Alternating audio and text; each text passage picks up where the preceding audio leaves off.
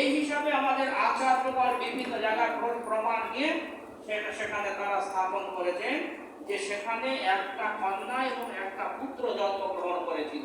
কিন্তু ভগবান যোগমায়ার দ্বারায় আবৃত, ভগবানের যত লীলা হয় সব যোগমায়ার দ্বারায়, তাই যোগমায়ার দ্বারা তিনি আবৃত ছিলেন।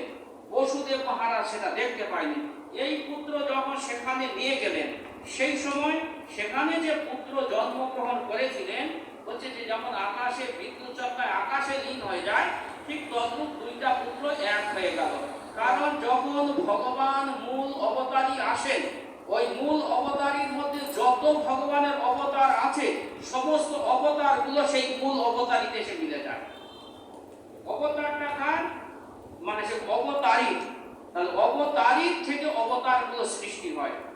তা সে মূল অবতারী হচ্ছে যে কৃষ্ণ, তিনি হচ্ছে ব্রজেন্দ্র নন্দন, তিনি হচ্ছে 16 কলা পরিপূর্ণ। সে ব্রজেন্দ্র নন্দন তিনি হচ্ছে আরাধ্য, কৌমিয়দের আরাধ্য। আমরা যে মন্ত্র, যে কাম বীজ কাম গায়ত্রী যারা আরাধনা করছে, তার ভজন হচ্ছে মূল হচ্ছে ব্রজেন্দ্র নন্দন। সেই ব্রজেন্দ্র নন্দন তিনি হচ্ছে যশোদানন্দ, আর তিনি হচ্ছে বৃন্দাবন পরিত্যাজ্য পাদমেত। তিনি বৃন্দাবন পরিত্যাগ করে কখনো যান না।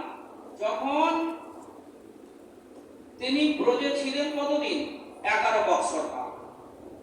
11 বৎসর কাল তিনি ব্রজে লীলা করলেন। এই তিনি হচ্ছে 7 বৎসরে তিনি গিরিরাজ ধারণ করেছিলেন 7 দিন। তারপরে তিনি রাসলীলা করেছেন। রাসলীলা করেছেন বলছে যে শরৎকালে রাসলীলা হয় বৃন্দাবনে, আর বসন্তকালে রাসলীলা গোবর্ধনে হয়।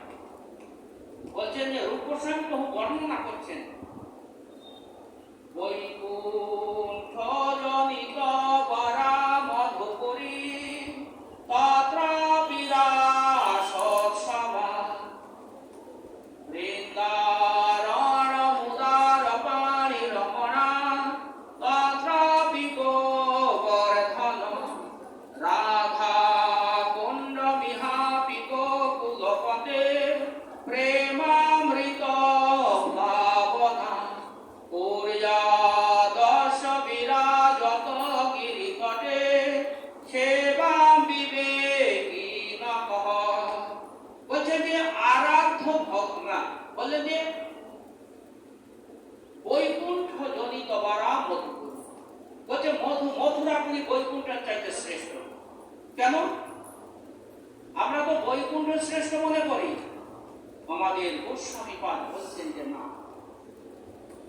মথুরা শ্রেষ্ঠ। কারণ ভগবান বৈকুণ্ঠে কখনো জন্মগ্রহণ করেন না। ভগবান কখনো বৈকুণ্ঠে জন্মগ্রহণ করেন না। ভগবান জন্মগ্রহণ কোথায় করেন? ভগবান জন্মগ্রহণ করেন মথুরাতে।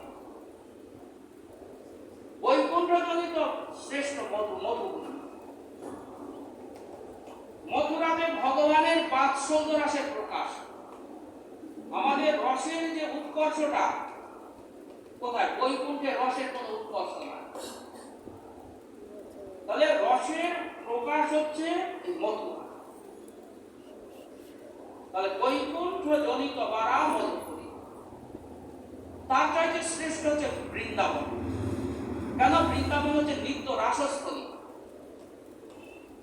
সেজন্য মথুরার চাইতে হচ্ছে বৃন্দাবন শ্রেষ্ঠ। বলছে তার চাইতে শ্রেষ্ঠ গোবর্ধন। যত রকম ভগবানের লীলা সবই গোবর্ধনে, গিরিরাজ গোবর্ধন। তার চাইতে সেখানে বসন্তকালে রাসলীলা করে গোবর্ধনে, অন্তর্ধান হইল কৃষ্ণ সঙ্গে করি রাধা সনে। তাহলে এখানে ওই জন্য বৃন্দাবনের চাইতে শ্রেষ্ঠ গোবর্ধন। আর হচ্ছে তার চাইতে শ্রেষ্ঠ হচ্ছে রাধাকুণ্ড। রাধাকুণ্ড হচ্ছে প্রেমের প্লাবন শ্রেষ্ঠ।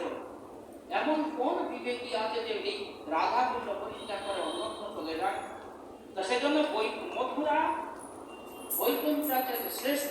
আর মথুরা হচ্ছে যে ভগবানের যে 12টা রস আছে, এই 12 রসের প্রকাশ হচ্ছে মথুরা থেকে। দ্বাদশটা রসের প্রকাশ মথুরাতে হয়েছিল।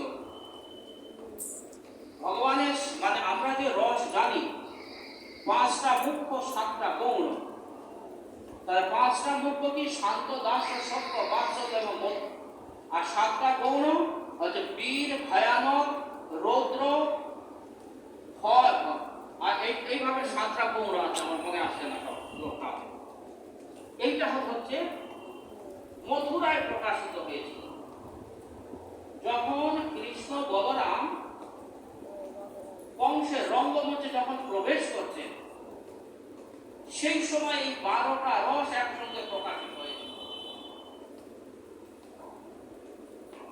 ভাগবতে বলেছে মল্লা নাম নরবর, এই শ্লোকটা দ্বারা বা শ্লোকটা সম্পূর্ণ